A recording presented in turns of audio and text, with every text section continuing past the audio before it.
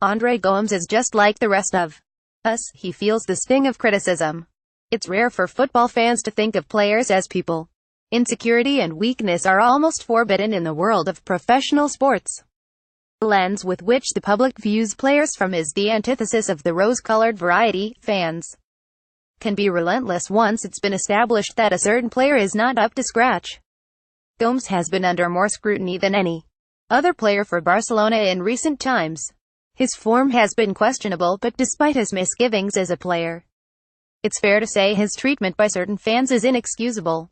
In an interview with Spanish football magazine Panenka, Gomes spoke out on his frustrations and the anxiety he feels of late.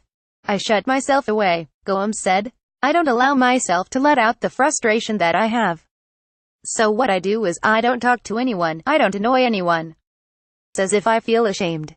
The notion of not wanting to leave the house has happened to me on more than one occasion. The idea of people being able to see you, it gives off a fear of going out into the street because of embarrassment." When asked about his performances for the Blaugrana, Gomes went on to suggest that he's been a victim of his own mind at times. "Thinking too much hurts me because I think of bad things. Then about what I have to do," he said. "Although my teammates support me quite a lot, things don't come off in the way they want them to. I am calm when I'm training, although there are obviously some days where I ram a little short on confidence because this is even noticeable in training." Source: Panenka. The comments came as a shock to many in the media.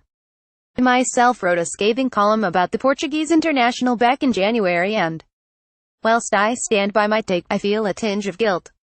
The media are responsible for influencing the opinions of many fans, and whilst I doubt my column was as far-reaching as those from other more mainstream outlets, I'd hate to think I'm part of the cause of so much angst for a player who obviously cares so deeply for the jersey he wears. Regardless of my own sentiments, such derision will always be something that players have to face on a daily basis.